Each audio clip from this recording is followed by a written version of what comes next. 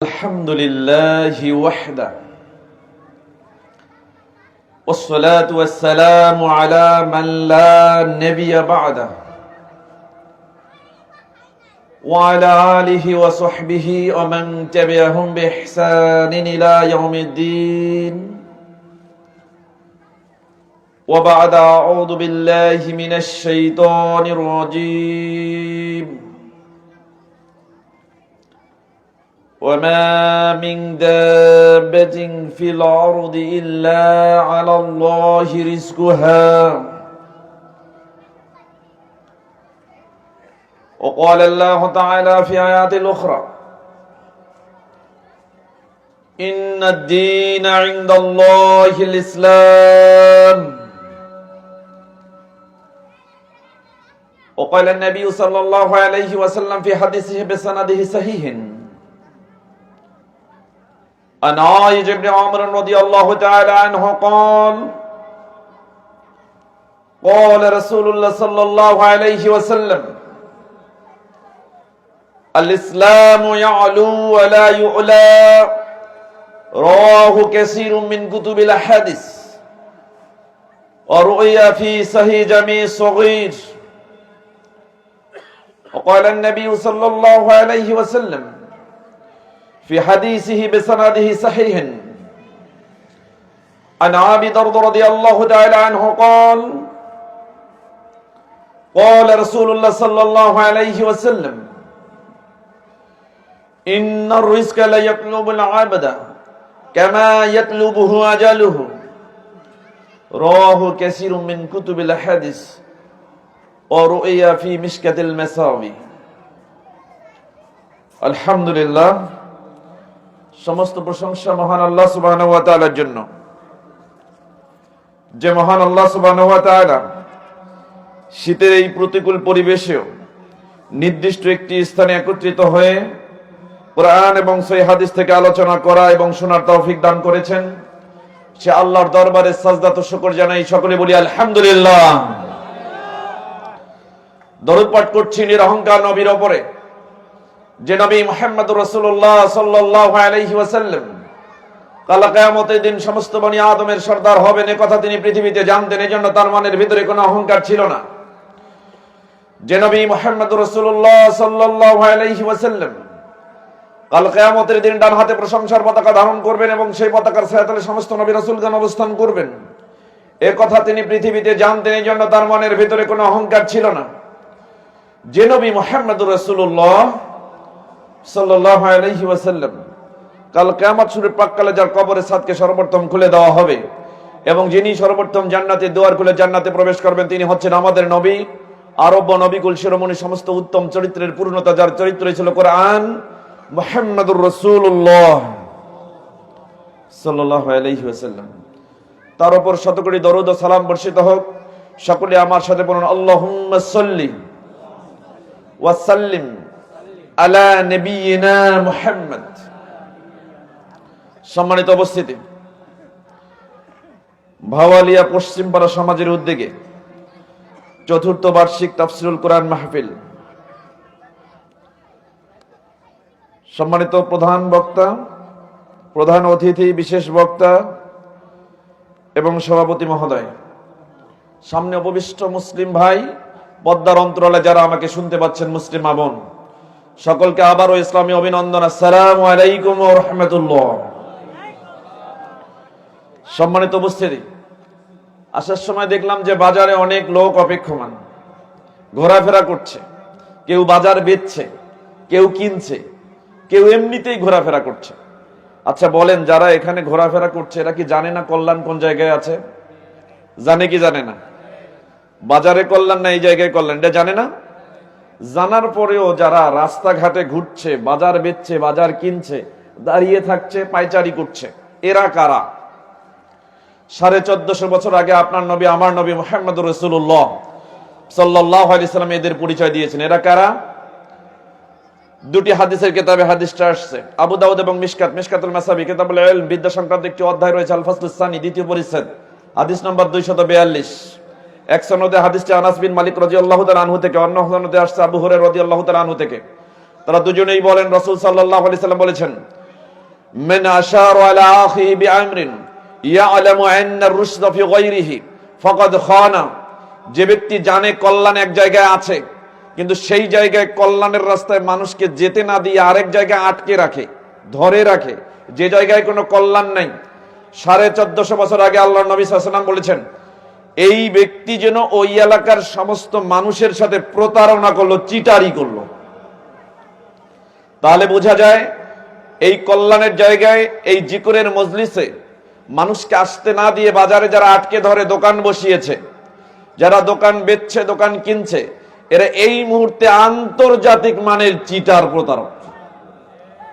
আল্লাহ সুবহানাহু ওয়া তাআলা এদের থেকে আমাদের মুক্ত থাকার তৌফিক দান করুন, সকলে বলি আমিন। সম্মানিত উপস্থিতি, আমরা যারা এখানে বসতে পেরেছি, আমরা খুশি না বেজার? খুব খুশি না অল্প খুশি? কেন খুশি? প্রথমত হচ্ছে এটা জান্নাতের বাগান। কিসের বাগান? জান্নাতের বাগান। দলিল?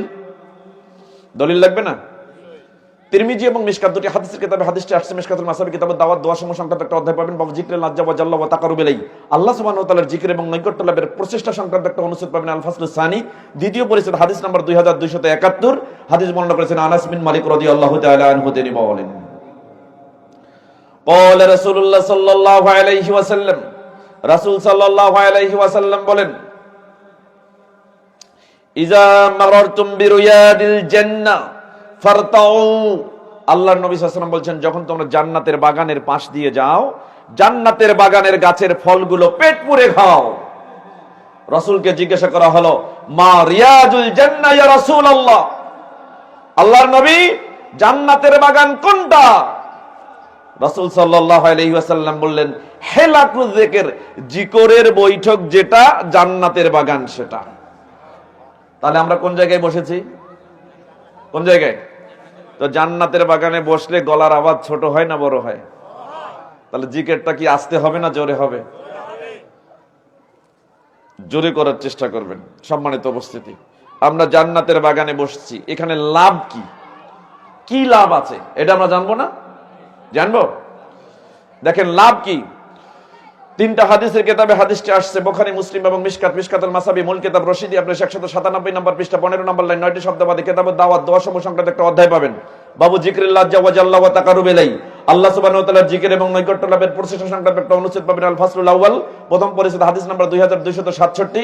হাদিস বর্ণনা করেছেন আবু হুরায়রা রাদিয়াল্লাহু তাআলা আনহু। তিনি বলেন, ক্বালা রাসূলুল্লাহ সাল্লাল্লাহু আলাইহি ওয়াসাল্লাম, রাসূল সাল্লাল্লাহু আলাইহি ওয়াসাল্লাম বলেন, ইন্না লিল্লাহি মালাইকাতান সাইয়ারাতান ফুদলান, আল্লাহ সুবহানাহু ওয়া তাআলার একদল অতিরিক্ত পর্যটক বাহিনী ফেরেশতা রয়েছে। রাসূল সাল্লাল্লাহু আলাইহি ওয়াসাল্লাম বলছেন, আল্লাহ সুবহানাহু ওয়া তাআলার একদল অতিরিক্ত পর্যটক বাহিনী ফেরেশতা রয়েছে। এদের কাজ কি? ইয়াবতাগুনা মাজালিসায যিকর, তারা পৃথিবীতে এরকম কোথায় জিকিরের বৈঠক বসেছে, জিকিরের মাজলিস বসেছে, ফেরেশতাগুলোর কাজ হচ্ছে এই বৈঠকগুলোকে খুঁজে খুঁজে বেড়ায়। খুশি হন নাই? আপনাদেরকে কারা খুঁজতেছে? তা খুশি হইলে কি বলতে হয়? চিন্তা করেন, বিড়ি টানছেন নাকি? বিড়ি টানলে মুখে প্যারালাইট হয়, আওয়াজ আসে না। আপনাদের কি এরকম হয়েছে? আমি তো জানি রংপুর বিড়ির জন্য বিখ্যাত, তো আপনারা যে আবার এইদিকে বিড়ি এত এইদিকে চলে আমি তো জানি না। সম্মানিত উপস্থিতি, রাসূল সাল্লাল্লাহু আলাইহি ওয়াসাল্লাম বলছেন, ফেরেশতারা এরকম জিকিরের বৈঠক খুঁজে খুঁজে বেড়ায়। ফাইজা ওয়াজাদু মাজলিসান ফিহি যিকরুন, যখন খুঁজতে খুঁজতে এরকম জিকিরের বৈঠক খুঁজে পায় যেখানে আল্লাহর জিকির চলে, ও আদু মাআহুম, তখন ফেরেশতারা ওই বৈঠকে বসা লোকদের সাথে তারাও বসে যান। তাহলে আপনাদের সাথে কারা বসেছে? এই যে ফাঁকা জায়গাগুলো দেখছেন না, আসলে এগুলো ফাঁকা না, বুঝতে পারছেন?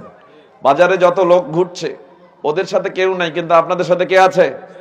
ফেরেশতা আছে। শুধু তাই নয়, রাসূল সাল্লাল্লাহু আলাইহি ওয়াসাল্লাম বলেছেন, ওয়া হাফফা বিবা'দিহিম বা'দুহুম আলা বা'দিন ওয়া হাফফা বিবা'দিহিম আলা বা'দিন বিআজনিহাতিহিম হাত্তা ইয়ামলাউ মা বাইনাহুম ওয়া বাইনাস সামাঈদ দুনিয়া।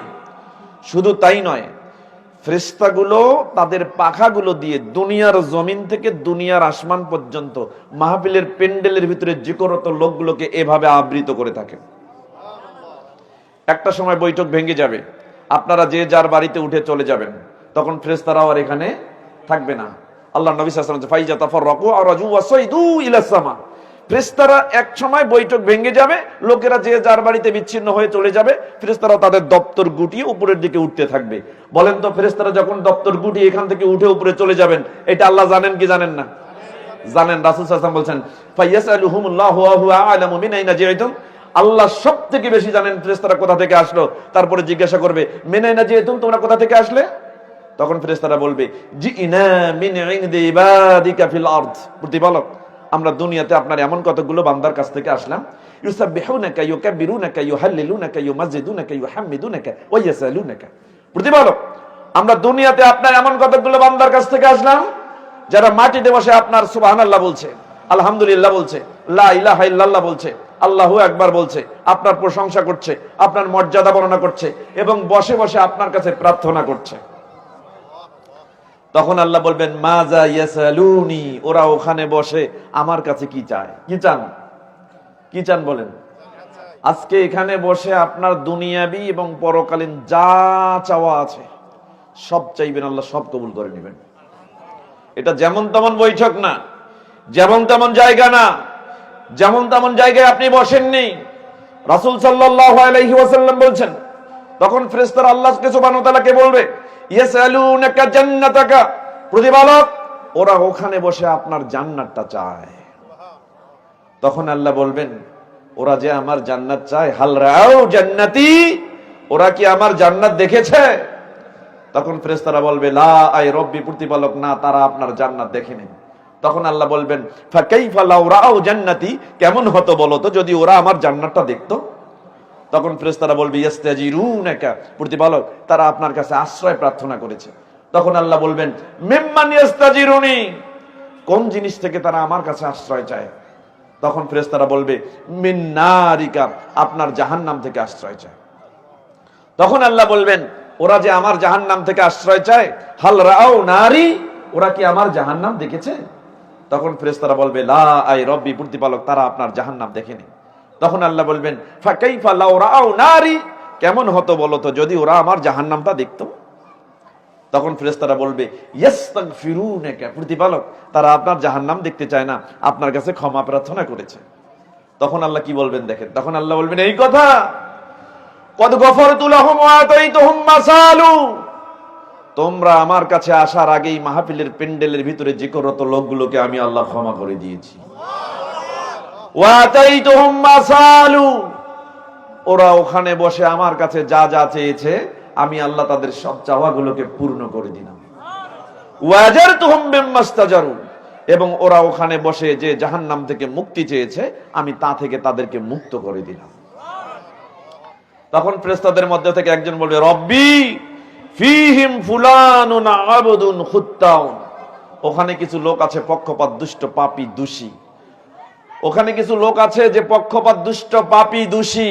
সে মাহফিলে বসতে আসেনি, জিকরের বৈঠকে বসতে আসেনি, সে কিনতে এসেছে, সে বেচতে এসেছে, সে দুনিয়াবি স্বার্থে এসেছে, সে ঘুরতে এসেছে। ফাইন্নামা মাররা ফাজালাসা মাহুম, রাস্তা দিয়ে পায়চারি করছিল, হঠাৎ দেখলো লোকেরা বসে গেছে, তো আমিও যাই, একটু বসে যাই।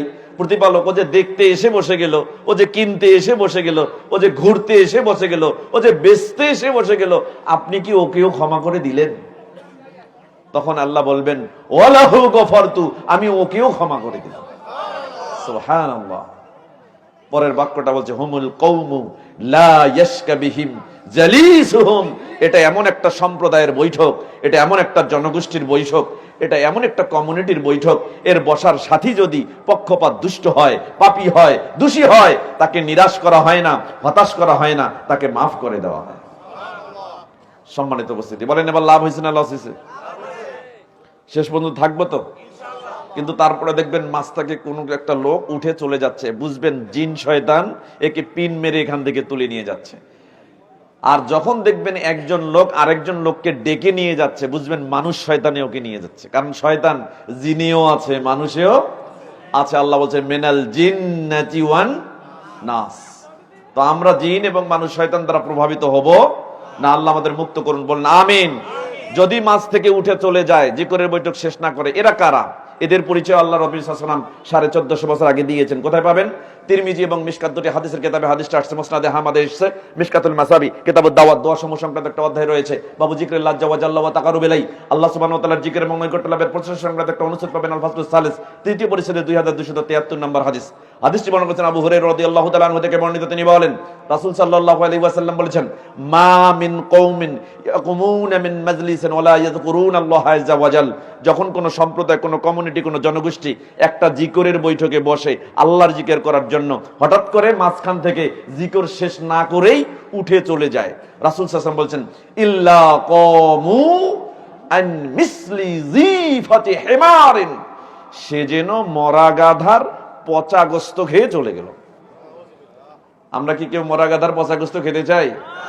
আল্লাহ আমাদের মাফ করুন, সকলে বলে আমিন।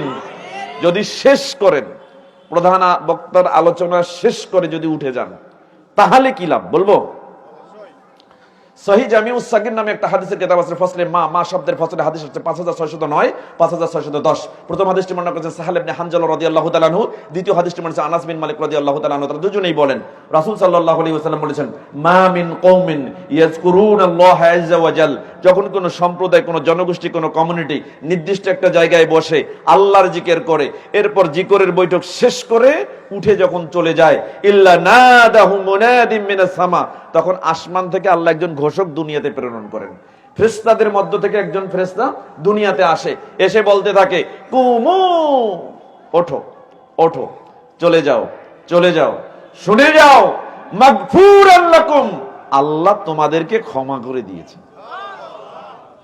শুধু তাই না, রাসূল বলছেন, ওয়া বুদ্দিলাত সাইয়্যাতুকুমুল হাসানাত, তোমরা বাড়ি থেকে যে গোনা নিয়ে এখানে এসেছিলে, সেই গোনাগুলোকে আল্লাহ নেকি দিয়ে বদল করে দিয়েছে। এখন আমরা থাকবো তো? আল্লাহ আমাদের কবুল করুন, বলুন আমিন। আজকের আলোচনা বক্তা এবং শ্রোতা সকলকে এর থেকে উপকৃত হওয়ার তৌফিক দান করুন, সকলে বলে আমিন। মহিলা মা বোনরা যারা আমাকে শুনতে পাচ্ছেন, আমি তাদের জ্ঞাতার্থে শুধু একটা কথাই বলবো, মাঝে মাঝে আপনাদের গলার আওয়াজ এখানে শোনা যায়, আপনারা শুনতে পান কিনা জানি না, আমি পেয়েছি। আপনারা কথা বলবেন না, এখানে আসতে গেলে, বসতে গেলে আপনার স্বামীর অনুমতির প্রয়োজন আছে, কিন্তু তার চাইতে মারাত্মক একটা কথা দেখেন, 1450 বছর আগে আপনার নবী, আমার নবী মুহাম্মদুর রাসূলুল্লাহ সাল্লাল্লাহু আলাইহি সাল্লাম যে বিষয় নিষেধ করেছেন, আপনি বুঝেন কিনা একটু বুঝেন। হাদিসটি কোথায় পাবেন? সহিহ জামিউস সাগীর নামে একটা হাদিসের কিতাব আছে, বাবুল মানাহি, নিষেধাজ্ঞা করা সংক্রান্ত একটা অধ্যায় রয়েছে। এই অধ্যায়ের 6813 নম্বর হাদিস, আলী ইবনে আবি তালিব রাদিয়াল্লাহু তাআলা আনহু থেকে বর্ণিত। তিনি বলেন, নান নবী সাল্লাল্লাহু আলাইহি ওয়াসাল্লাম আন তুকাল্লামান নিসাউ ইল্লা বিইজনি আজওয়াজিহিন্না আই ফি বুয়ুতিহিন্না, আপনি এখানে এসেছেন, আপনার স্ত্রী বাড়িতে আছে। রাসূল সাল্লাল্লাহু আলাইহি ওয়াসাল্লাম বলেছেন, কোন ব্যক্তি যদি বাড়ি থেকে বাহিরে চলে যায় আর তার স্ত্রী যদি তার ঘরে থাকে, বাড়িতে থাকে, তাহলে ওই স্ত্রী পাশের বাড়ির আরেকজন মহিলাকে তার নিজের ঘরে ডেকে নিয়ে এসে স্বামীর অনুমতি ব্যতীত কোনো কথা বলতে পারবে না। তাহলে যেখানে নিজের বাড়িতে স্বামীর অনুমতি ব্যতীত একজন মহিলা আরেকজন মহিলার সাথে কথা বলতে পারে না, সেহেতু সেই মহিলা মাহফিলের প্যান্ডেলের মধ্যে এসে তার স্বামীর অনুমতি ব্যতীত একজন মহিলা আরেকজন মহিলার সঙ্গে কথা বলতে পারবে না। অতএব গলার আওয়াজ নিচু করে আজকের এই বক্তব্যগুলো শোনার চেষ্টা করবেন, যাতে এই জিকিরের মাধ্যমে আল্লাহ সুবহানাহু ওয়া তাআলা আমাদেরকে ইহকালীন কল্যাণের মাধ্যমে পরকালীন পাথেয় সংগ্রহ করার তৌফিক দান করেন, সকলে বলি আমিন। আজকের আলোচনার বিষয় রিজেক। কি বিষয় বলেন তো? রিজেক। রিজেক আমরা চিনি, বুঝি। রিজেক আসলে রিজেক কোনটা, এটা কিন্তু আমরা বুঝি না। বোঝেন, আজকে রিজেক বুঝাবো আপনাদেরকে। রিজেক কাকে বলে? সম্মানিত উপস্থিতি, রিজেক এবং কিভাবে রিজেক বৃদ্ধি হয়, এটার কয়েকটা পয়েন্টে আমি আপনাদের সামনে একটা প্রামাণ্য আলোচনা উপস্থাপন করার চেষ্টা করব, যাতে করে আমল করলে আল্লাহ আমাদের রিজেক যাদের কম রয়েছে তাদের রিজেককে কি করে দিবেন? বাড়াই দিবেন। আল্লাহ সুবহানাহু ওয়া তাআলা আজকের আলোচনা বোধগম্য করে উপস্থাপন করার এবং আমাদেরকে বুঝে নেওয়ার তৌফিক দান করুন, সকলে বলি আমিন। রিজেক কাকে বলে? 19 শতাব্দীর শ্রেষ্ঠ মুহাক্কিক আলেম মুহাম্মদ ইবনে সালেহ আল উসাইমিন রাহিমাহুল্লাহ তিনি বলছেন রিজেক কাকে বলে। তিনি বলছেন, রিজকু আর রিজকু হুয়া মা ইউনতাফাহু বিহিল ইনসান। রিজেক হলো ওটা যেটা আপনি আল্লাহর কাছে চেয়ে পেয়েছেন, অথবা আল্লাহর কাছে না চাইতেই পেয়েছেন, পাওয়ার পরে আপনার উপকার হয়েছে, এটার নাম রিজেক। কত ভালো করে বোঝেন, আপনি চেয়ে পেয়েছেন অথবা না চেয়েই আপনার জীবনে এসেছে, কিন্তু আপনার উপকার হয়েছে, এটার নাম রিজেক্ট। আমরা সাধারণত যেটা পাইছি এটা চাই না, যেটা পাই নাই ওইটা চাই। এই জন্য আক্ষেপ করি, বলি যে যা পেয়েছি আমি তা চাই না, যা চেয়েছি কেন তা পাই না। অর্থাৎ আমরা যেটা চাইছি পাই নাই এটার জন্য আমাদের খুব আক্ষেপ, কিন্তু যেটা না চাইতেই পাইছি আল্লাহ দিছে, এইটার জন্য কোনোদিন আমরা আল্লাহর প্রশংসা করি নাই। কেন করি নাই? রিজেক্ট বুঝি নাই, এই জন্য। সম্মানিত উপস্থিতি, তো তিনি বলছেন যে মা ইউনতাফাউ বিহিল ইনসানু, যা দ্বারা মানুষ উপকৃত হয়, চেয়ে পেয়েছে অথবা না চেয়ে পেয়েছে, এটার নাম হলো রিজেক্ট। আর রিজকু নওআন, রিজেক্ট দুই প্রকার। রিজেক্ট কয় প্রকার? আমার কথা কি বুঝতে পারতেছেন আপনারা? বোঝেন, রিজেক্ট দুই প্রকার। এক, রিজকুন মা ইয়াকুমু বিহিল বাদান, একটা প্রকারের রিজেক্ট আছে যেটার সাথে শরীরের সম্পর্ক। কিসের সম্পর্ক? শরীরের সম্পর্ক। যেমন আল আকলু ওয়াশ শারাবু ওয়াল লিবাসু ওয়াল মাসকানু ওয়াল মারকুব ওয়া মা আশবাহা যালিকা। তিনি বলছেন যেমন আমরা যে খাবার খাই, খাদ্যটা, এই খাদ্য হচ্ছে রিজেক্ট। যে পানি পান করি এটা রিজেক্ট, যে পোশাক পরিধান করি এটা রিজেক্ট, যে শরীরটা যেখানে ঘুমায়, যে খাটে ঘুমায়, ওই খাট যে ঘরে থাকে, ওই ঘর যে জমিতে থাকে, এগুলো সব রিজেক্ট। এরপরে বলছে ওয়াল মারকুব, আমাদের এই শরীর যে যানবাহনের উপরে উঠে, সেটা হতে পারে বস্তুনিষ্ঠ কোনো যানবাহন, হতে পারে কোনো প্রাণী, এটাও হচ্ছে রিজেকের অন্তর্ভুক্ত। অনুরূপ কিছু বিষয় রয়েছে যা শরীরের সাথে সম্পৃক্ত, এটা হচ্ছে এক প্রকারের রিজেক। দ্বিতীয় প্রকার রিজেক কি? সেটা হচ্ছে মা ইয়াকুমু বিহি দ্বীন, যার সাথে দ্বীনের সম্পর্ক, জীবন ব্যবস্থা সম্পর্ক, ধর্মের সম্পর্ক, ইসলামের সম্পর্ক। আর এখানে দুইটা জিনিস আছে। এক নাম্বার হচ্ছে আল ইলমু, জ্ঞান। দুই আল ঈমান, ঈমান। এই দুইটা হচ্ছে দ্বীনের সাথে সম্পৃক্ত। আপনারা জানেন এনসাইক্লোপিডিয়া ব্রিটানিকা 2025 এর ফেব্রুয়ারি জার্নালে এসেছে, সারা পৃথিবীতে ৩৫০০-এর বেশি ধর্ম আছে। এর মধ্যে ২৬০০টা ধর্ম রেজিস্ট্রেশন করা। আপনি চিন্তা করেন, মুসলিম ধর্ম ছাড়া আর কারো কি ঈমান আছে? আছে? তাহলে বোঝা গেল মুসলিম ব্যতীত অন্য যারা ধর্মের অনুসারী, তাদের রিজেকের মধ্যে কি নাই? ঈমান নাই। কি নাই? ঈমান নাই। এটা হলো এক। দুই নাম্বার দেখেন, এলেম রিজেক্ট। ভালো করে বোঝেন। আজকে এই এলাকায় অনেক লোক আছে না নাই? এই যে ভাওয়ালিয়া পশ্চিমপাড়া সমাজ, বিশাল একটা সমাজ। এই সমাজে কি শুধু এই কয়েকটা লোক, না আরো আছে? আরো অনেক লোক আছে। কিন্তু সব লোক কি এখানে আসতে পারছে? পারে নাই। সব লোক এখানে আসে নাই। কেন আসে নাই?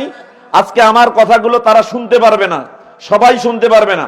প্রধান বক্তার আলোচনা সবাই শুনতে পারবে না। কেন পারবে না? তাদের রিজেকে আজকের এলেম নাই। তাদের রিজেকে আজকের এলেম নাই। এই জন্য কদিমান ক্বালাল মুহাদ্দিসুনা, মুহাদ্দিসগণ পূর্ব থেকেই বলেছেন যে আল ইলমু রিজকুন, জ্ঞান হচ্ছে রিজেক। জ্ঞান হচ্ছে কি? রিজেক। দুই, আসসামাউ রিজকুন, এই যে আমি জ্ঞানের কথা বলতেছি, আপনি শুনতেছেন, এই শ্রবণ করাটাও রিজেকের অন্তর্ভুক্ত। অনেকের কান আছে কিন্তু শুনতে পারে না, ইন্দ্রিয় আছে কিন্তু ইন্দ্রিয়ের ব্যবহার জানে না, ইন্দ্রিয়ের ব্যবহার করতে পারে না। তার মানে বোঝা গেল যার রিজেকে শ্রবণ করা আছে সে শুনতে পারবে, আর রিজেকে শ্রবণ করা নাই, সে শত চেষ্টা করলেও আজকের জ্ঞান শ্রবণ করতে পারবে না। তারা বলতে বলতে বলছেন আইয়াসমাআত তিলমিজু শাইখা রিজকুম মিনাল্লাহ, একজন ছাত্র শিক্ষকের কাছ থেকে শ্রবণ করে যে জ্ঞান শিখে, এটাও আল্লাহর দেওয়া রিজেক সমূহের মধ্যে একটা রিজেক। তাহলে বোঝা গেল রিজেক দুই প্রকার। এক, শরীরের সাথে সম্পৃক্ত, এটা রিজেক। দুই, দিন বা ধর্মের সাথে সম্পৃক্ত, এটা হচ্ছে রিজেক। এবার আসেন রিজকুন শব্দটাকে একটু পরিচয় করে দিই। র, ঝ, কফ, তিনটি অক্ষরের বিনিময়ে রিজকুন। ভালো করে বোঝেন, চারটি গঠনে 123টি শব্দ কোরআনুল কারীমে এসেছে। রিজকুন ধাতু থেকে 4টি গঠনে 123টি শব্দ কোরআনুল কারীমের মধ্যে এসেছে। এর মধ্যে রিজকুন এই কথাটা কোরআনে এসেছে 55 বার। রজাকা, ইয়ারজুকু, ইয়ারজুকুন, তুরজাকু, এইরকম ক্রিয়ার ব্যবহার হয়েছে 61 বার। রাজিকুন মানে রিজেক দাতা, এই কথা কোরআনে আসছে 6 বার। রাজ্জাক, সবথেকে বড় রিজেক দাতা কে বলেন তো? আল্লাহ। এই কথা কোরআনে আসছে মাত্র একবার, কারণ রিজেক দাতা সব থেকে বড়, তিনি হচ্ছেন একজন, তিনি আল্লাহ। আর শব্দটাও আসছে কোরআনে একবার। আসুন, এই চারটি গঠনে 123টি শব্দ রিজকুন ধাতু থেকে কোরআনুল কারীমে এসেছে। আল্লাহ সুবহানাহু ওয়া তাআলা বলছেন সূরা জারিয়াত অধ্যায় 51 আয়াত 56 থেকে 58, আল্লাহ বলছেন ওমা খলাকতুল জিন্না ওয়াল ইনসা ইল্লা লিয়াবুদুন। আল্লাহ বলছেন আমি মানুষ এবং জিনকে সৃষ্টি করেছি আমার একমাত্র আমি আল্লাহর ইবাদত করার জন্য। তো পরোক্ষটি আল্লাহ বলছেন জিন এবং মানুষকে আমার ইবাদতের জন্য সৃষ্টি করেছি। তবে জেনে রেখো, মা উরিদু মিনহুম মির রিজকিন ওয়া মা উরিদু আন ইউতিমুন। জিন এবং মানুষের কাছে আমি আল্লাহ কোনো রিজেক্ট চাই না। আমি আল্লাহ জিন এবং মানুষের কাছে রিজেক্ট চাই না, এবং আমি আল্লাহ চাই না জিন এবং মানুষ আমি আল্লাহকে খাবার দান করুক। বরং জিন এবং মানুষ এটা যেন জেনে নেয়, ইন্নাল্লাহা হুয়ার রাজ্জাকু যুল কুওয়াতিল মাতিন, নিশ্চয়ই আল্লাহই হচ্ছেন সবথেকে বড় রিজেক দাতা, তিনিই হচ্ছেন শক্তিধর এবং তিনি মহাপরাক্রমশালী। সম্মানিত উপস্থিতি, তাহলে এই আয়াতে কারিমা থেকে আমরা বুঝলাম পৃথিবীতে সকল প্রাণীর উপর সবথেকে বড় রিজেক দাতা কে? আল্লাহ। তাহলে আমরা রিজেক চাইবো কার কাছে? আল্লাহর কাছে। কিন্তু কি আমরা চাই আল্লাহর কাছে? চাই না। চাই না, কারণ রিজেক বুঝি না। কেমনে বুঝি না? দেখেন, আপনার বেতন 4000, আপনি বলছেন আমার বেতন 4000 হোক 8000। যার বেতন 8000 সে বলুক যে আমার বেতন 8000, আমি চাই 16000। যার বেতন 15000 সে বলে আমার বেতন হোক 30000। যার 30000 সে চায় আমার বেতন হোক আরো 60000। এভাবে আমরা বেতন বাড়িয়ে চাই, মানে টাকা বাড়িয়ে চাই। টাকা বাড়ুক, টাকা কিন্তু বেড়েছে। যার 8000 টাকা বেতন ছিল 16000 হয়ে গেছে, যার 15000 ছিল তার 30000 হয়ে গেছে, যার 30000 তার 60000 হয়ে গেছে। টাকা বাড়ছে, কিন্তু রিজেক বাড়ছে কি? বাড়ে নাই। সারা পৃথিবীর মানুষ আমরা শুধু টাকাই চাই। দেখেন, আপনার দাদার আমলেও বেগুন বেচতো বাজারে, এখনো বেগুন বেচে। তখন 1 পয়সায় 1 কেজি বেগুন পাওয়া যেত, এখন 1 কেজি বেগুনের দাম কত? চিন্তা করেন। তার মানে 80 টাকায়ও 1 কেজি বেগুন কিনে খেতে পারি। টাকা বেড়েছে তাই খেতে পারি, কিন্তু বেগুন বেড়েছে কি? চিন্তা করেন। সারা বাংলাদেশ সহ সারা পৃথিবীতে আমরা শুধু টাকা চাই, পয়সা চাই, অর্থ চাই, বিত্ত চাই, কিন্তু কেউ আল্লাহর কাছে কোনোদিন রিজেক চাই নাই। এজন্য মুদ্রাস্ফীতি হয়েছে, টাকা বেড়ে গেছে, সম্পদ বেড়ে গেছে, কিন্তু রিজেক বাড়ে নাই। এই জন্য রিজেক বুঝতে হবে। সম্মানিত উপস্থিতি, চিন্তা করে দেখুন, আমরা কেউ কিন্তু রিজেক বুঝি না। অনেকে মনে করি টাকাওয়ালা, পয়সাওয়ালা, সম্পদশালী, বিত্তশালী এরা জাকাত দেয়, এদের টাকায় গরিবের রিজেক আসে। এই জন্য রমজান মাস থেকে শুরু করে দেখবেন পয়সাওয়ালার বাড়িতে প্রচুর ভিড় পড়ে যায়, গরিব মানুষ ওখানে গিয়ে অবস্থান করে, একদম ভিড়ের মধ্যে টাকা সংগ্রহ করতে গিয়ে, জাকাত সংগ্রহ করতে গিয়ে মানুষের চাপায় পড়ে পায়ের নিচে পিষ্ট হয়ে মানুষ মৃত্যুবরণ করে। এরকম হয়েছে, ঘটনা দেখেন নাই? সম্মানিত উপস্থিতি, চিন্তা করেন। আর আমরাও ধরে নিয়েছি যে এই রকম বড় লোকের টাকায় গরিব মানুষের রিজেক আছে। চিন্তা করেন, আসলে কি বিষয়টি তাই নাকি অন্য কোনো বিষয় আছে? 1450 বছর আগে আপনার রব আল্লাহ সুবহানাহু ওয়া তাআলা সূরা বাকারা অধ্যায় 2 আয়াত 3 এর মধ্যে ঘোষণা করেছেন যে টাকাওয়ালা, যে পয়সাওয়ালা, যে সম্পদশালী লোকেরা দান করে, সদকা করে, যাকাত প্রদান করে, আল্লাহ তাদেরকে স্মরণ করিয়ে দিয়েছে যে তোমরা তোমাদের সম্পদ দান করো না। কোথা থেকে দান করো? গরিবদের যে তোমরা টাকা দিচ্ছ, পয়সা দিচ্ছ, মনে করছো গরিবদের রিজেক তোমরা দিচ্ছ। জেনে রেখো, তোমরা যে তা দান করছো তাদেরকে, আমি আল্লাহ তোমাদেরকে যে রিজেক দান করেছি ওখান থেকেই তোমরা তাদেরকে দান করছো। তাহলে বোঝা গেল গরিবদের ওই রিজেকটা পয়সাওয়ালা দেয় না, দেয় কে? আল্লাহ। সম্মানিত উপস্থিতি, চিন্তা করেন, অনেক সময় আপনি আপনার রিজেক সংগ্রহের ব্যাপারে নিজেকে অহংবোধ প্রকাশ করে এইভাবে প্রকাশ করে থাকেন যে আমার একটা পেট, এই পেটের জন্য আমি কারো মুখাপেক্ষী নই।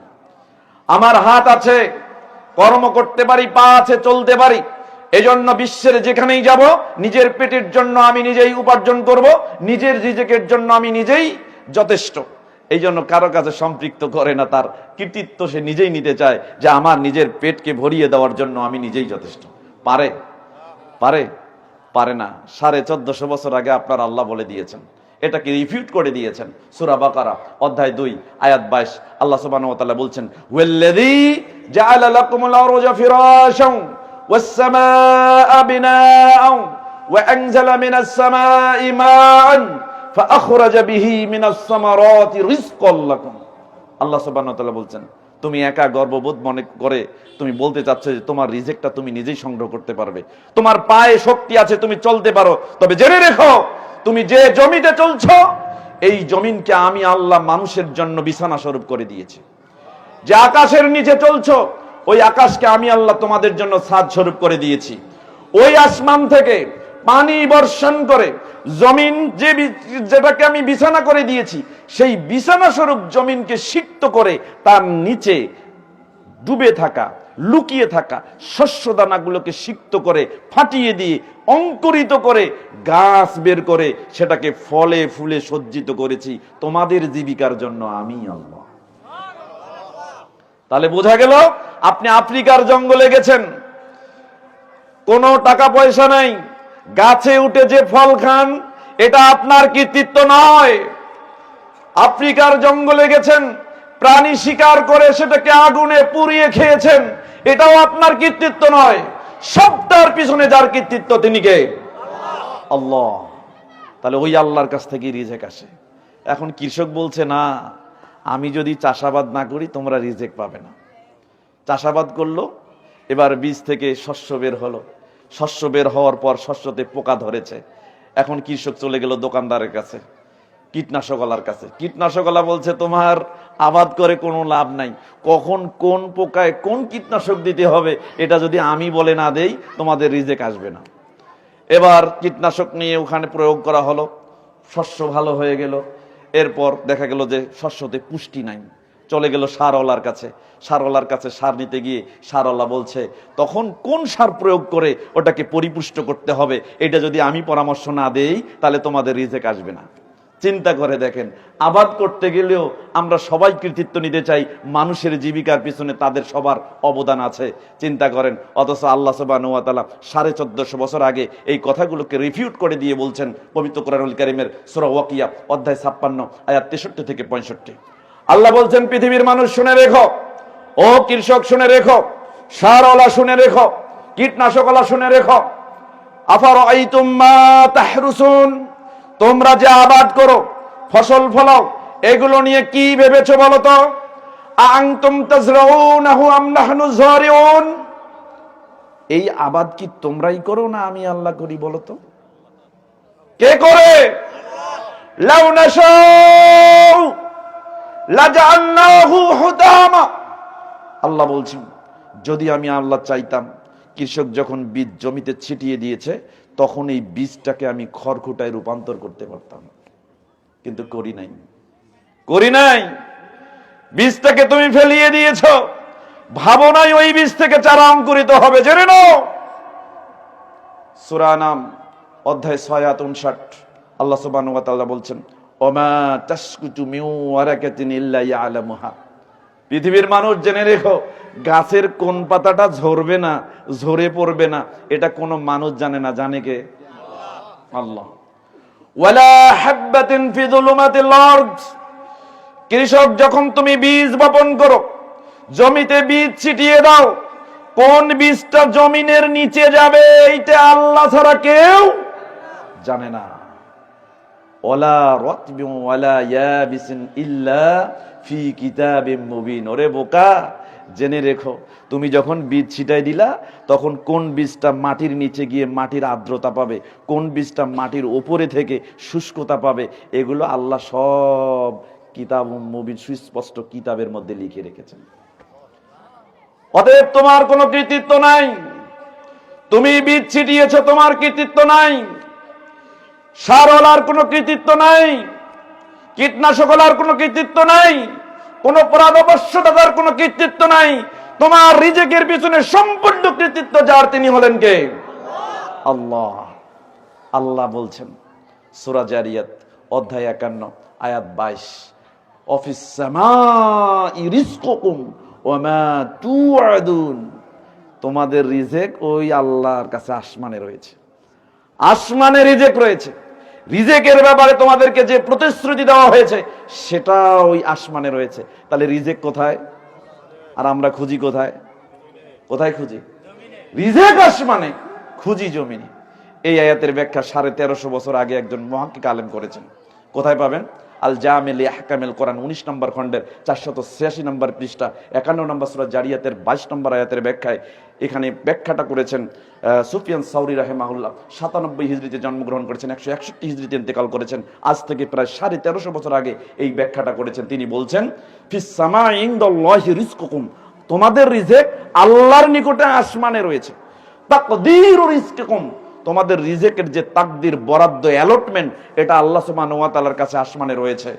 মাকতুবুন ফি উম্মিল কিতাব, যেটা আল্লাহ উম্মুল কিতাবের মধ্যে লিপিবদ্ধ করে রেখেছেন। অতএব বুঝতে হবে রিজেক কোথায়? রিজেক কোথায়? আসমানে। আর আমরা খুঁজি কোথায়? জমিনে। চিন্তা করে দেখেন, আমরা অনেকেই বুঝি না রিজেক জমিনে নয় বরং আসমানে আছে। এই জন্য আল্লাহর কাছে উপরে আর রিজেক চাইতে হবে, এটাও কিন্তু আমরা বুঝি না। এই জন্য টাকা চাই, চাকরির পিছনে ঘুরি, হেডমাস্টারের পিছনে ঘুরি, প্রিন্সিপালের পিছনে ঘুরি। 8 বছর চাকরি পূর্তি হয়েছে, প্রভাষক সাহেব এখন আপনাকে অ্যাসিস্ট্যান্ট প্রফেসর হতে হবে। এই জন্য হেডমাস্টারের পিছনে টাকা নিয়ে ঘুরছে, তাকে হাত করে কিভাবে তার অনুমোদন নিয়ে, অ্যাসেসমেন্ট নিয়ে সে অ্যাসিস্ট্যান্ট প্রভাষক হবে। অথচ সব প্রক্রিয়া হচ্ছে নরমাল প্রসিডিউরে, যেভাবে হওয়ার কথা সেভাবে হবে। আপনি অতিরিক্ত চিন্তা করছেন কেন? উদ্বেগ প্রকাশ করছেন কেন রিজিকের ব্যাপারে? সম্মানিত উপস্থিতি, আল্লাহ সুবহানাহু ওয়া তাআলা বলেছেন সূরা হুদ অধ্যায় 11 আয়াত 6, ওয়া মা মিন দাব্বাতিন ফিল আরদি ইল্লা আলাল্লাহি রিজকুহা, পৃথিবীতে এমন কোন বিচরণশীল প্রাণী নেই যে প্রাণীর রিজেকের দায়িত্ব আল্লাহ নেন নাই। এমন কোন বিচরণশীল প্রাণী, যে প্রাণী বিচরণ করতে পারে, তার রিজেক কার কাছে? আল্লাহর কাছে। দেখেন এখানে দাব্বা শব্দটা আসছে, তার ব্যাখ্যা আসছে তাফসিরে বাগাবি 2 নম্বর খণ্ড 374 নম্বর পৃষ্ঠা 11 নম্বর সূরা হুদের 6 নম্বর আয়াতের ব্যাখ্যায় দাব্বা শব্দের অর্থে বলা হয়েছে কুল্লু হাইওয়ানিন ইয়াদিব্বু, যে সমস্ত প্রাণী নড়াচড়া করতে পারে, চলাচল করতে পারে, এর রিজেকের দায়িত্ব কার কাছে? তাহলে পৃথিবীতে যদি বিচরণ করার সমস্ত প্রাণীর রিজেকের দায়িত্ব আল্লাহর কাছে থাকে, তাহলে আমরা মানুষের রিজেক কোথায় আছে? কিন্তু আপনি কি আল্লাহমুখী হয়ে রিজেক চেয়েছেন? চান নাই, রিজেক চান নাই। দেখেন বাস্তব একটা উদাহরণ দেই আপনাকে, একটা ঘটনা দিয়ে বুঝিয়ে দেই মানুষ কিভাবে আল্লাহ রিজেকের মুখাপেক্ষী হবে, কিভাবে আল্লাহর মুখাপেক্ষী হয়ে রিজেক চাইবে। একটা বাস্তব ঘটনা দেই। এই ঘটনাটা আসছে এই আয়াতের ব্যাখ্যায় সূরা হুদ অধ্যায় 11 আয়াত 6। কোথায় পাবেন ব্যাখ্যাটা? ব্যাখ্যাটা আছে তারিখ দেমাস 12 নম্বর খণ্ডের 66 নম্বর পৃষ্ঠা। এরপরে এই ব্যাখ্যাটা আছে আল জামিল আহকামিল কোরআন 11 নম্বর খণ্ডের 72 নম্বর পৃষ্ঠা। পবিত্র কোরআনুল কারীমের 11 নম্বর সূরা হুদের 6 নম্বর আয়াতের ব্যাখ্যায় আবু উসাইদ নামে একজন ব্যক্তির ঘটনা আসছে। আবু উসাইদ এমন একজন ব্যক্তি ছিলেন যে ব্যক্তি ফরজ সালাত মসজিদে আদায় করতেন আর নফল সালাত আদায় করার জন্য বাড়িতে যেতেন। বাড়িতে নফল, মসজিদে ফরজ, মসজিদে ফরজ, বাড়িতে নফল, শুধু বাড়ি আর মসজিদ যাওয়া আসা করতেন। লোকেরা দেখতো এই লোক তো কোনো কাজ করে না, একে তো কোনো কাজ করতে দেখি না, কোনো ইনকাম করতে দেখি না, তার তো কোনো আয় নেই, তো খাই কিভাবে, রিজেক আসে কোথা থেকে? তো একদিন লোকেরা জিজ্ঞেস করতেছে যে আসো আমরা সবাই মিলে গিয়ে আবু সাইদকে জিজ্ঞাসা করি ও রিজেক কিভাবে পায়, কোথা থেকে রিজেক আসে। দেখেন ঘটনা আসছে, আবু সাইদকে গিয়ে বলছে, আবু সাইদ মেনাই না তাকুলু, তুমি কিভাবে খাও, কোথা থেকে খাও বলো। আবু সাইদ আশ্চর্য হয়ে গেল, আশ্চর্য হয়ে বলছে, কি বলছো তোমরা? সুবহানাল্লাহ, আলহামদুলিল্লাহ, লা ইলাহা ইল্লাল্লাহ, আল্লাহু আকবার, ইন্নাল্লাহা ইয়ারযুকুল কলবা ওয়াস সা'লাবা ওয়াল জিবদা ওয়াল আসাদা ওয়াল খুরতুনা ওয়াল দুদা ওয়াল হাশারা আফালা ইয়ারযুকু আবু সাইদ। তোমরা কি বলছো? এই পৃথিবীতে একটা কুকুর কি খাবে পৃথিবীর কোনো মানুষ চিন্তা করে নাই। এই পৃথিবীতে একটা শিয়াল কি খাবে পৃথিবীর কোনো মানুষ চিন্তা করে নাই। এই পৃথিবীতে একটা ব্যাঙ কি খাবে পৃথিবীর কোনো মানুষ চিন্তা করে নাই। ওয়াল খুরতুন, মাটির নিচে কেঁচো আছে, এই কেঁচো কি খাবে পৃথিবীর কোনো মানুষ চিন্তা করে নাই। ওয়াল দুদা ওয়াল হাশারা, কীট পতঙ্গগুলো 3 ফিট মাটি খুঁড়ে দেখবেন একটা হাড়ির মতো গোলাকার বৃত্ত পাওয়া যায়, যেখানে হাজার হাজার উই পোকা থাকে। এই উই পোকাগুলো যুগ যুগ ধরে মাটির নিচে আছে, কি খাবে পৃথিবীর বড় মানুষ চিন্তা করে নাই। এগুলোর জীবিকা রিজেক যদি আল্লাহ দেন, তাহলে আমার মতো আবু সাইদের রিজেক কেন আল্লাহ দিবেন না? চিন্তা করেন, কেন দিবেন না? আশ্চর্য ব্যাপার। রিজেকের প্রতি তিনি কিভাবে মুখাপেক্ষী ছিলেন। কোন ভলান্টিয়ারের দায়িত্ব কেউ থাকলে ওখানে বাচ্চাদেরকে থামিয়ে দিন। আমার কথা কি বুঝতে পারতেছেন? বুঝতে পারতেছেন? সম্মানিত উপস্থিতি, আমরা রিজেক বুঝতে পারি নাই। আল্লাহ সুবহানাহু ওয়া তাআলা বলছেন পৃথিবীর সর্বত্র তোমরা বিচরণ করো, সবখানে যাও, যেখানে ইচ্ছা সেখানে তোমরা পদচারণা পেশ করো।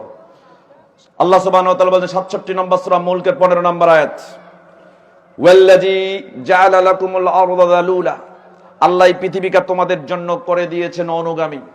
ফাবশু ফি মানাকিবিহা, পৃথিবীর এক প্রান্ত থেকে আরেক প্রান্ত বিচরণ করো। ওয়াকুলু মির রিজকিহি, যেখানেই দাঁড়াবে খাওয়ার ইচ্ছা জাগবে, পিপাসা লাগলে পান করার ইচ্ছা জাগবে, সেখানেই আল্লাহর দেওয়া রিজেক আছে, তুমি সেখান থেকে খাও। তাহলে পৃথিবীতে রিজেক কে দিয়েছেন? আল্লাহ দিয়েছেন। রিজেক আছে কোথায়? বরাদ্দ আছে কোথায়? আল্লাহর কাছে। তাহলে চাইতে হবে কোথায়? আল্লাহ সুবহানাহু ওয়া তাআলার কাছে। তাহলে রিজেক চাইবো কোথায়? আল্লাহর কাছে। সম্মানিত উপস্থিতি, এখন আসেন, পৃথিবীতে আল্লাহ কাউকে রিজেক বেশি করে দিয়েছেন, কাউকে কম দিয়েছেন। কেউ 5 তলা বিল্ডিং এর উপরে অফিস বানিয়ে সেখান থেকে ইনকাম করে, আবার কেউ কষ্ট করে রিকশার পেটেল ঘুরিয়ে দিনাতিপাত করে কষ্ট অর্জিত সম্পদ থেকে খায়, তা থেকে জমায়। এরকম কারোর জীবিকা আল্লাহ বেশি দিয়েছেন, কারো কম দিয়েছেন, আছে না? আল্লাহ সুবহানাহু ওয়া তাআলা বলছেন সূরা সাবা অধ্যায় 34 আয়াত 39, নবী আপনি বলুন, কুল ইন্না রাব্বি ইয়াবসুতুর রিজকা লিমান ইয়াশাউ মিন ইবাদিহি ওয়া ইয়াকদিরু লাহু, নিশ্চয় আমার রব যাকে ইচ্ছা তার বান্দাদের মধ্য থেকে রিজেক বাড়িয়ে দেন এবং যাকে ইচ্ছা তার রিজেককে সংকুচিত করেন। এই ক্ষমতা আল্লাহর আছে না নাই? সূরা আলে ইমরান অধ্যায় 3 আয়াত 37 আল্লাহ সুবহানাহু ওয়া তাআলা বলছেন, ইন্নাল্লাহা ইয়ারযুকু মান ইয়াশাউ বিগাইরি হিসাবিন, নিশ্চয়ই আল্লাহ সুবহানাহু ওয়া তাআলা যাকে ইচ্ছা তাকে বিনা হিসাবে রিজেক দান করেন। এই ক্ষমতা আল্লাহর আছে কি? এখন কথা হচ্ছে, অমুকের রিজেক বাড়লো, অমুক কোটিপতি, অমুক সম্পদশালী, অমুকের 5 তলা বিল্ডিং আছে, অমুক ভালো চাকরি জব করে, আর আমি কষ্ট করে দিনাতিপাত করছি, রিক্সা চালাচ্ছি, ফুটপথে দোকানদারি করছি, এরকম কষ্ট করে ব্যবসা বাণিজ্য করছি, অমুকের আল্লাহ বাড়াই দিলেন, আমার কমাই দিলেন কেন? এর জন্য দোষী কে? দোষী কে? আমরা কিন্তু তাকদীরের উপরে ছেড়ে দিয়ে আল্লাহর উপরে সব চাপাই দিই, করি না? সব চাপাই দিলাম। কিন্তু কনফিউজ দাই সেলফ, নিজের দায় স্বীকার করে বলুন, আপনি এমন কোন অপরাধ আছে আপনার, এমন কোন দোষ আছে আপনার, যে কারণে আল্লাহ আপনার রিজেককে বাড়ান নাই? অমুক ব্যক্তির রিজেক বেড়েছে কেন? নিশ্চয়ই তার উপরে কোনো কাজে আল্লাহ সুবহানাহু ওয়া তাআলা খুশি হয়েছেন, তাই তাকে বাড়িয়ে দিয়েছেন, আর আমার উপর খুশি হতে পারেন নাই, তাই আমাকে কমিয়ে দিয়েছেন। হতে পারে না? এইভাবে ভাবছেন কোনোদিন? ভাবছেন? ভাবেন নাই। ভাবতে হবে, নিশ্চয়ই নিজের দায় স্বীকার করে এটা ভেবে নিতে হবে যে আমার অবশ্যই কোনো ত্রুটি আছে, যে ত্রুটির কারণে আল্লাহ আমাকে রিজেক কমিয়ে দিয়েছেন, আমার রিজেক বাড়াই দেন নাই। তাহলে কোন কোন কারণে রিজেক বাড়ে, আমরা কি এই বিষয় নিয়ে কথা বলতে পারি? পারি? আসুন আমরা কথা বলি, কোন কোন কাজের মাধ্যমে আল্লাহ রিজেককে বাড়িয়ে দেয়, যাতে করে আমরা ওই কাজগুলো করে আমাদের রিজেক বাড়িয়ে নিতে পারি। আল্লাহ সেই তৌফিক আমাদের দান করুন, সকলে বলে আমিন। 1 নম্বর কারণ, যে কারণে আপনার রিজেক বাড়বেই, সেটা কি? তাহকীকুত তাওহীদ। তাওহীদ বাস্তবায়ন করে চাইতে হবে কার কাছে? ছেলে নাই মেয়ে দরকার, মেয়ে নাই ছেলে দরকার, চাইবেন কার কাছে? পীর সাহেবের কাছে যাবেন না? মাজারে যাবেন না? কোথায় যাবেন? আল্লাহর কাছে। এই যে এটার নাম তাওহীদ বাস্তবায়ন করে চাওয়া। পৃথিবীতে কারো দেওয়ার ক্ষমতা নাই, একজনেরই আছে, তিনি কে? যদি এইটা তাওহীদ বাস্তবায়ন করে চান, আপনি একা কেন, গোটা পরিবার সহ চান। পরিবার কেন, গোটা পারশুদ্ধ মিলে খান। পাড়া কেন, গোটা সমাজ মিলে চান। সমাজ কেন, গোটা গ্রাম মিলে চান। গোটা গ্রাম কেন, গোটা উপজেলা মিলে চান। উপজেলা কেন, শহর মিলে চান। শহর কেন, গোটা দেশ মিলে চান। যত মানুষ মিলে, যত জনগোষ্ঠী একত্রিত হয়ে চাইবেন, সবাইকে সব কিছু দিয়ে পরিপূর্ণ করার ক্ষমতা কার?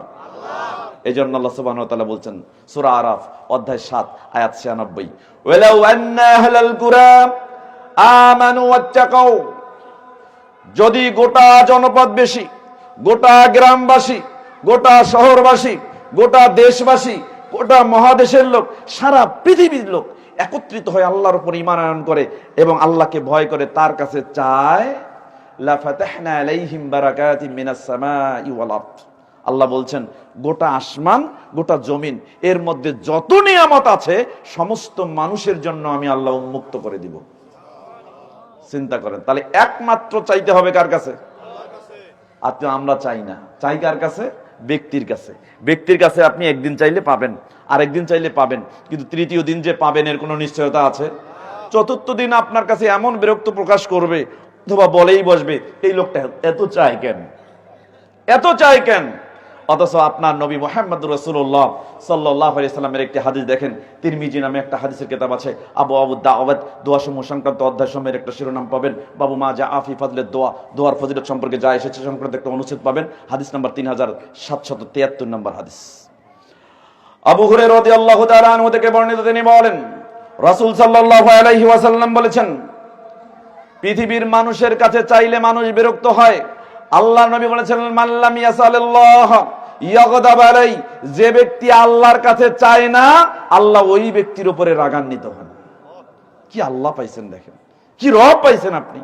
পৃথিবীর মানুষের কাছে চাইলে মানুষ বিরক্ত হয়, একবার চাইছে দিছে, আর একবার চাইছেন দিছে, তৃতীয়বার চাইলে বিরক্ত হয়ে যাবে, চতুর্থবার বিরক্তি প্রকাশ করে ফেলবে। কিন্তু আপনার রবের কাছে আপনি যদি না চান আপনার রব রাগান্বিত হয়।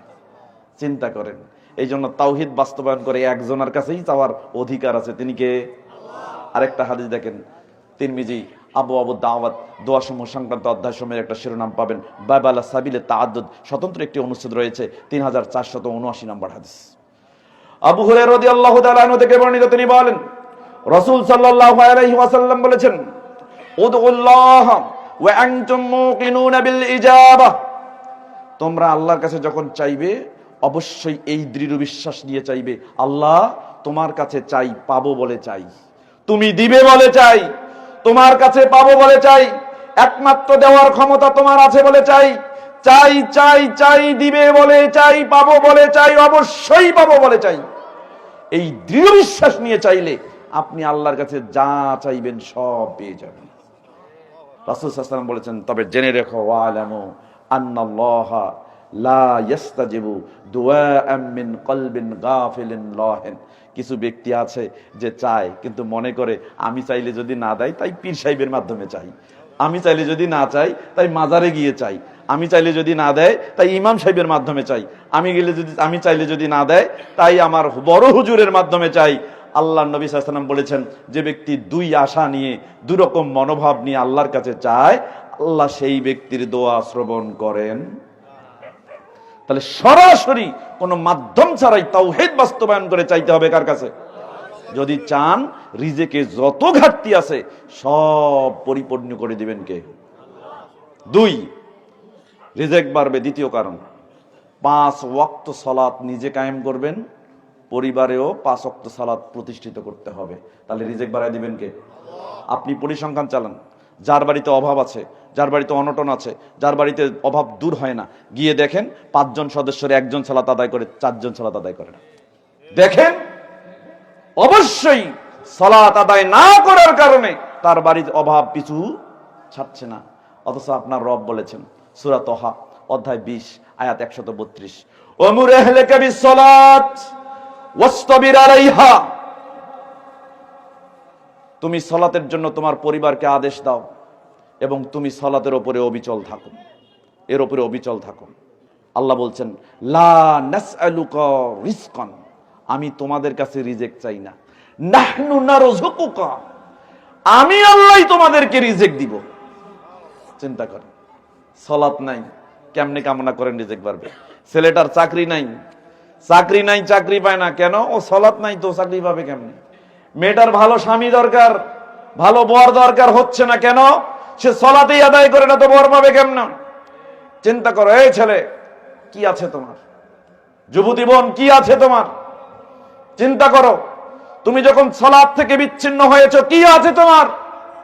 একটা হাদিস দিয়ে তোমাকে বুঝাই, সহিহ বুখারীতে হাদিসটা আসছে, কিতাবু মাওয়াকিতিস সালাত, সালাতের ওয়াক্তসমূহ সংক্রান্ত একটা অধ্যায় রয়েছে, বাবু ইসমিন মান তাফুতুহুল আসর, যার আসরের সালাত চলে গেছে তার কি পাপ, এ সংক্রান্ত একটা অনুচ্ছেদ রয়েছে। এই অনুচ্ছেদের 552 নম্বর হাদিস।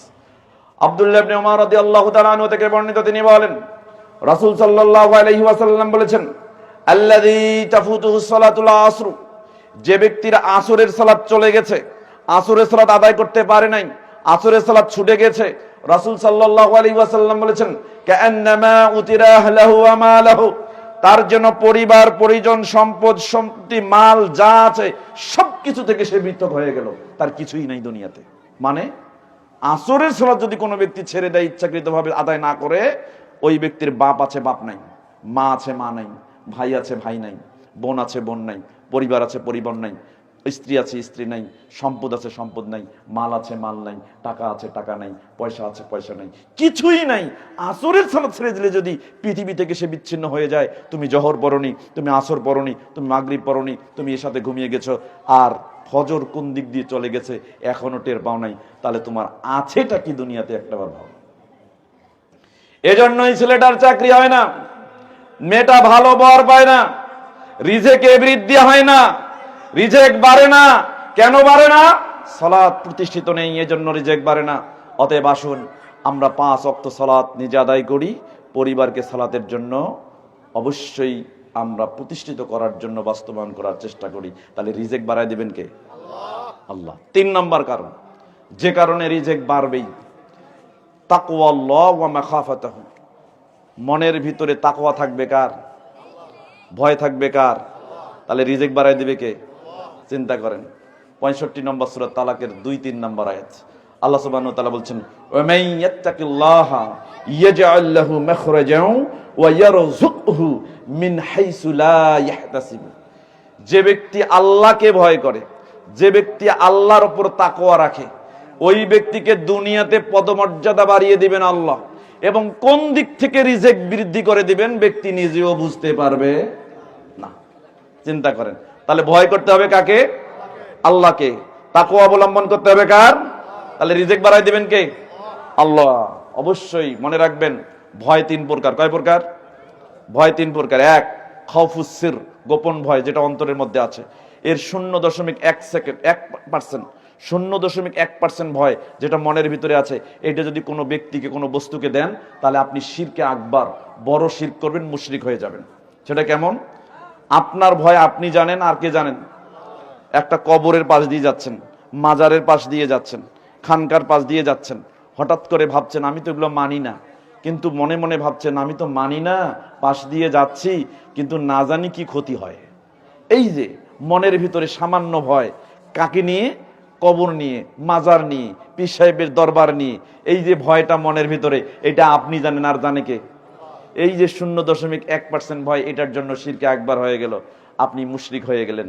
এই ভয়ের কোনো পার্সেন্টেজ কাউকে দেওয়া যাবে না, পুরোটাই কার জন্য? আল্লাহর জন্য। 2, খাউফুন নাস লিতারকিল ইবাদাহ, মানুষের ভয়ে ইবাদত ছেড়ে দেওয়া। কোন মানুষ এমন ভাবে আরেকজন মানুষকে চাপ দেয়, সে বেদাত করতে বাধ্য হয়, শিরক করতে বাধ্য হয়। মানুষের ভয়ে সে ফরজ কাজ ছেড়ে দেয়, মানুষের ভয়ে সে সুন্নাহ ছেড়ে দেয়, মানুষের ভয়ে সে সঠিকটা জানার পরেও সে প্রকাশ করে না, আমল করে না। এরকম লোক আছে না নাই? খবরদার, মানুষের ভয়ে দরকার হলে তুমি যদি সেখানে অনুকূল পরিবেশ না পাও, তাহলে হিজরত করে অনুকূল পরিবেশ যেখানে আছে সেখানেই তোমাকে যেতে হবে, কিন্তু সুন্নাহ থেকে বিচ্যুত হওয়া যাবে না। এই ভয়ের জন্য আপনি মুশরিক হয়ে যাবেন।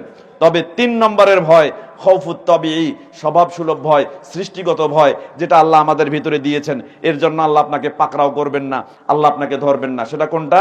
আপনি রাস্তা দিয়ে যাচ্ছেন, হঠাৎ মেঘের গর্জন, কেঁপে উঠলেন, ভীতু হলেন, এটা আল্লাহ আপনার ভিতরে দিয়েই দিয়েছে, এটার জন্য আল্লাহ আপনাকে ধরবে না। বন জঙ্গলের ভিতর দিয়ে যাচ্ছেন, হঠাৎ করে বাঘের চিৎকারে আপনি ভীতু হয়ে গেছেন, এটা আল্লাহ আপনার সৃষ্টিগতভাবে দিয়ে দিয়েছেন, এটার জন্য আপনার আমল নামায় কোনো গোনা লেখা হবে না। কথা কি বুঝতে পারছেন? তাহলে পুরো ভয় কার জন্য? আল্লাহর জন্য। মনের ভিতরের পুরো ভয় কার জন্য? ইবাদত করার ক্ষেত্রে পুরো ভয় কার জন্য? আল্লাহর জন্য। তাহলে রিজেক বাড়ায় দিবেন কে? আল্লাহর উপরে। এবার আসেন 4 নম্বর, তাওয়াক্কুল করব, ভরসা করব কার উপর? তাহলে রিজেক বাড়ায় দিবেন কে? আল্লাহ। সূরা তালাক অধ্যায় 65 আয়াত 3, আল্লাহ বলছে, ওমাইয়া তাওয়াক্কাল আলাল্লাহ ফাহুয়া হাসবুহু। যে ব্যক্তি আল্লাহর উপরে তাওয়াক্কুল করে, ওই আল্লাহ তার জন্য যথেষ্ট হয়ে যায়। কিন্তু আমরা কি এরকম তাওয়াক্কুল করতে পারি? সকালবেলা ঘুম থেকে উঠছেন, ঘুম থেকে উঠে বাড়িতে আর খান নাই, বাড়িতে খান নাই, খেতে পারেন নাই, সময় নাই, কিন্তু ভাবছেন বোনের বাড়িতে যেয়ে খাবো, ভাবছেন মামার বাড়িতে যেয়ে খাবো, ভাবছেন শ্বশুর বাড়িতে গিয়ে খাবো, কিন্তু দেখা গেল সেই দিন গেলেন মামার বাড়ি, খাইতে বললো না, খাওয়া হলো না। গেলেন বোনের বাড়ি, খাইতে বললো না, খাওয়া হলো না। গেলেন শ্বশুর বাড়ি, খাইতে বললো না, খাওয়া হলো না। এরপর যখন বাড়িতে এসে খেতে বসছেন, তখন এবার বউকে বলছেন, দেখছো আজকে না খেয়ে বের হয়েছি, কেউ খেতেই বললো না। যেদিন খাবো না সেদিন কেউ খাইতেও বলে না, আর যেদিন খেয়ে বের হবো সেদিন সবাই খাইতে বলে। এরকম হয় না? চিন্তা করেন। অথচ আপনি সকালবেলা যখন ঘুম থেকে উঠে বের হয়ে গেলেন, কার ওপর ভরসা করছিলেন? করছেন কি না? শ্বশুর বাড়ির উপর ভরসা করছেন, মামার বাড়ির উপর ভরসা করছেন, বোনের বাড়ির উপরে ভরসা করছেন। ওই জন্য কেউ খাইতে বলে নাই, খাওয়াও হয় নাই। কিন্তু যদি আপনি আল্লাহর উপর ভরসা করে সকালবেলা ঘুম থেকে উঠে বলতেন, আল্লাহ এই পেট খালি, এই পেট খালি, আমি বের হয়ে যাচ্ছি, আল্লাহ এই পেট তুমি ভরিয়ে দাও, ভরিয়ে দেওয়ার দায়িত্ব তোমার, তাহলে ভরিয়ে দিত কে? দেখেন একটা হাদিস, হাদিসটা কোথায় আসছে? তিরমিজি নামে একটা হাদিসের কিতাব আছে, আবু জুহুদি দুনিয়া বিমুখিত হওয়া সংক্রান্ত অধ্যায় সময়ের একটা শিরোনাম পাবেন, বাবু মা জাআ ফি তাওয়াক্কুলি আলাল্লাহ, আল্লাহর উপর তাওয়াক্কুল করা সংক্রান্ত একটা অনুচ্ছেদ রয়েছে। এই অনুচ্ছেদের 2344 নম্বর হাদিস। হাদিসটি বর্ণনা করেছেন ওমর ইবনে খাত্তাব রাদিয়াল্লাহু তাআলা আনহু থেকে বর্ণিত। তিনি বলেন, রাসূল সাল্লাল্লাহু আলাইহি ওয়াসাল্লাম বলেছেন, লাউ আন্নাকুম কুনতুম তাওয়াক্কালুনা আলাল্লাহি হাক্কা তাওয়াক্কুলিহি, পৃথিবীর মানুষ তোমরা যদি পরিপূর্ণ আল্লাহর উপরে তাওয়াক্কুল করতে, লা রুজিকতুম কামা তুরজাকুত তায়রু, তাহলে এই তাওয়াক্কুল করার কারণে আল্লাহ সুবহানাহু ওয়া তাআলা তোমাদেরকে রিজিক দিত যেভাবে পাখিকে রিজিক দেয়। চিন্তা করেন, সকালবেলা ঘুম থেকে উঠেছেন মামার বাড়ির আশায়, ঘুম থেকে উঠেছেন বোনের বাড়ি আশায়, ঘুম থেকে উঠেছেন শ্বশুর বাড়ির আশায়, সেখানে গিয়ে খাবেন এই ভরসা করে আপনি বের হইলেন। কিন্তু আপনি যদি আল্লাহর উপর ভরসা করতেন, তাহলে পাখির মতো রিজিক দিত কে? রাসূল সাল্লাল্লাহু আলাইহি ওয়াসাল্লাম বলছেন, একটা পাখি তাকদু খিমাসান ওয়া তারুহু বিতানান, সকালবেলা ঘুম থেকে উঠে আল্লাহর উপরে তাওয়াক্কুল করে খালি পেটে বের হয়, সন্ধ্যায় যখন বাড়ি ফেরে পুরা পেট ভরিয়ে তারপরে বাড়িতে ফেরে। এই তাওয়াক্কুল কার উপর ছিল? আল্লাহর উপরে। তাহলে পেট ভরিয়ে দিয়েছেন কে? আমরা কি এইভাবে তাওয়াক্কুল করতে পারি? পারি না। এই জন্য রিজিকও বাড়ে না। আসুন তাওয়াক্কুল করব, পরিপূর্ণ তাওয়াক্কুল কার উপর? তাহলে রিজিক বাড়ায় দিবেন কে? আল্লাহ সুবহানাহু ওয়া তাআলা। সম্মানিত উপস্থিতি, 5 নম্বর কারণ যে কারণে রিজিক বাড়বেই, সেটা কি? সেটা হচ্ছে সিলাতুর রহিম, আত্মীয়তার সম্পর্ক রক্ষা করা।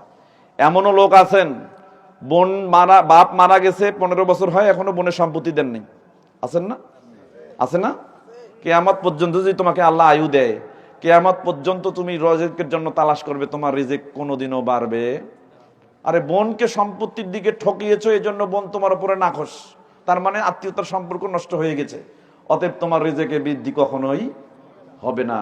এই জন্য বলছি, বাপ মারা গেছে চাচাকে ডেকে নিয়ে এসে মাঝে মাঝে খাওয়ান, মা মারা গেছে খালাকে ডেকে নিয়ে এসে মাঝে মাঝে খাওয়ান। আপনি যে খাওয়াচ্ছেন এই জন্য কমবে না, রিজিক বাড়িয়ে দেবে কে? বাপ মা কেউ নাই, ভাই বোনকে সব দিয়েছেন, আল্লাহ আপনাকে দিয়েছে, রিজিক আছে, তারপরেও ভাই বোনকে মাঝে মাঝে দাওয়াত দিয়ে নিয়ে এসে খাওয়ান, রিজিক বাড়াই দিবে কে? আল্লাহ। শুনুন হাদিস, সহিহ বুখারী কিতাবুল বুয়ু, ব্যবসা বাণিজ্য সংক্রান্ত একটা অধ্যায় রয়েছে, বাবু মান আহাব্বাল বাসতা ফি রিজকি, যে ব্যক্তি রিজিক বাড়াতে ভালোবাসে সংক্রান্ত একটা অনুচ্ছেদ রয়েছে, 2067 নম্বর হাদিস।